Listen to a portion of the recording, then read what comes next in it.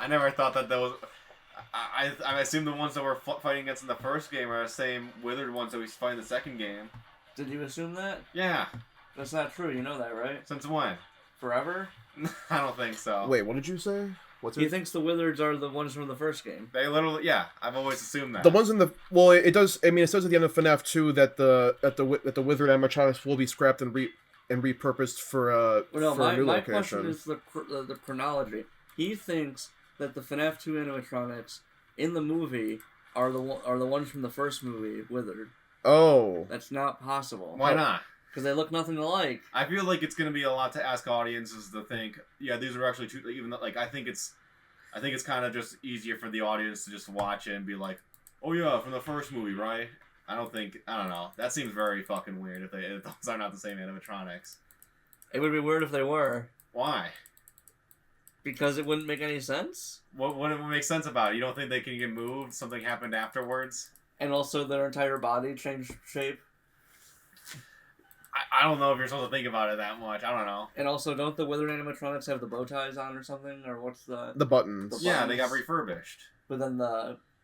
But so then you're saying so you're saying they added buttons? Yeah, after they found them? After they were withered? No. In this movie, it looks weird. I'm talking about in the games right now. I'm talking about the games. I think they get refurbished to look like. Well, yeah, that. in the games they do. Yeah, because FNAF 2 FNAF is a prequel to FNAF 1 in the games. But I think that'd be a very weird thing to contradict in the games. I feel like you're supposed to assume that the withered animatronics are the same in both games, right? Isn't that what you guys think, or no? You guys, it seems like you really just said no.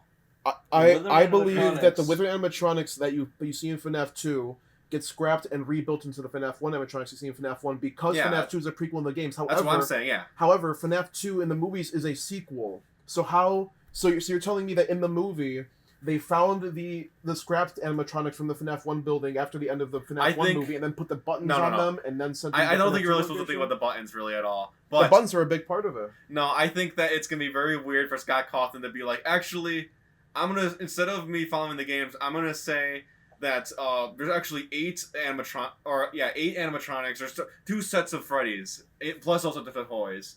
I don't think that's what's happening. Well, that would be following the games. Is it though? There are 2 sets of Freddy's. There's the withered. So, Freddy Fazbear's Pizza, the first one from like 1983, are the same as the Withers. Are the same as the Withers. They were scrapped. Uh-huh. And then the Freddy Fazbear's 2 location opened with the toy animatronics, which are completely separate. So there's 2 Freddys. Yeah. And then the withered ones, and this is the game in the game timeline. When FNAF 2 closes, they use the withered animatronics to make the FNAF 1 animatronics. Yeah, there's only 2. Well, you're saying that you think that the withered and the originals are just they're 2 different sets. No, I'm saying that you're saying, what are you? I'm saying that in the movie, in this movie, the withered animatronics that you see in the trailer are not the same ones that Abby interacted with in the first movie. Yeah, you really think? I don't think that. No. So you're the one saying that they're completely. I'm saying they're the same. I'm saying they're the same. You're the one saying they're different. Why don't you just think that it's the same as the games? What do you mean? I am saying that they're the same from the games.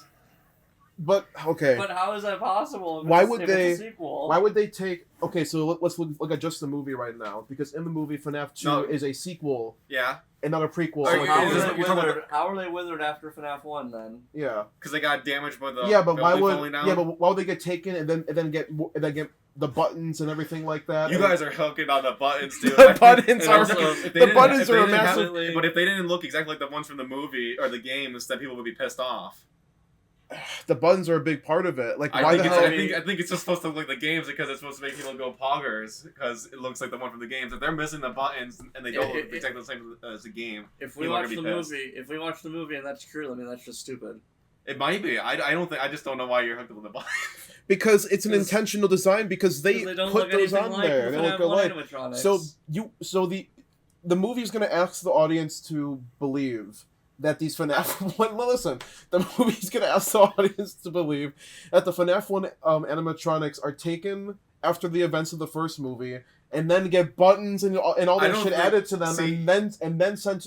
And then chopped up and thrown away into the FNAF 2 location. It's a really stupid assumption to make. No, you guys are really hooked up on the buttons. Okay, so, no, I think I understand what Victor's saying. Because it's a sequel. You wouldn't change a design. It's a sequel So there must be 3 sets of Freddy's actually, because Abby goes to the FNAF 2 location where Withered Freddy exists, but that can't be possible if the Freddy she interacted with in the first movie that also exists. Because you can't have both at the same time. Freddy's actually in the movie. So you have Toy Freddy, FNAF 1 Freddy, and FNAF 2 Freddy. No, that's what you guys are saying. No, that's what I'm saying at all. I'm saying it's stupid that you're the one arguing that. That it's stupid that this FNAF 2 movie is a sequel.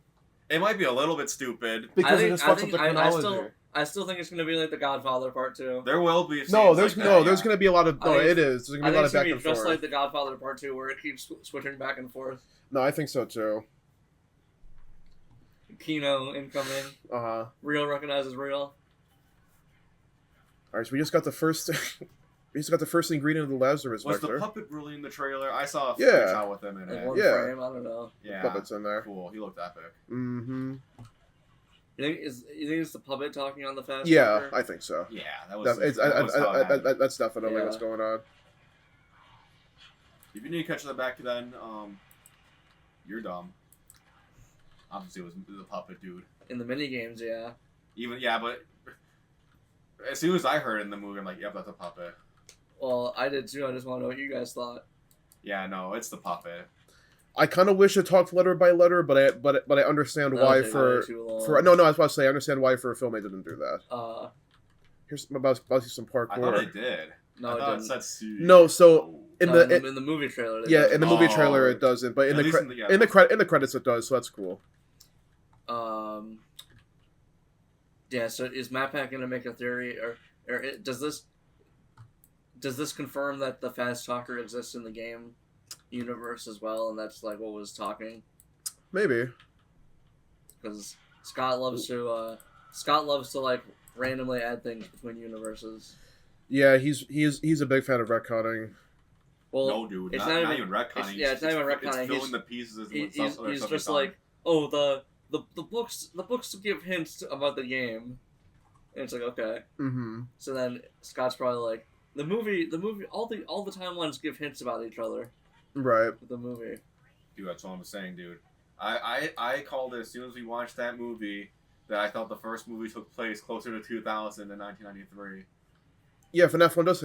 Yeah, FNAF 1 definitely takes place in early 2000s. Movie, after that book came out. If the FNAF 1 movie, if the FNAF 1 movie is meant to give hints about the timeline, then it confirmed my theory that I've held for years that William gave Michael the job in FNAF 1. Yeah. Yeah, he told him to go there. Well, that William basically gave Michael the job to give him something to do, and then the animatronics tried to attack Michael because he looks like William. Yeah, and then Michael was like, "Hey, the animatronics are trying to kill me at night," and William was like, "What?" So then he goes and takes them apart and becomes Springtrap. Okay. That's how I always believed the timeline went. He definitely becomes Springtrap after FNAF 1. I don't know about that. That's definitely possible. I mean, he was in that room for 30 years, right? Isn't that? No, no. Never said he was in the room for 30 years. I thought they sealed it like 30 years ago. But if he was only in there for like 10 or so years, would his suit really wither that badly? Sure. I mean, it was like exposed to the elements. Yeah. The whole time, but also the game. We know FNAF 3 takes place in 2015. Yeah. So I mean, it could have been like 15 years, trapped, in a wet room, decomposing. Mm-hmm. I don't know. I don't really have much evidence, but I always kind of like the idea that William is in FNAF 1 while you're playing it.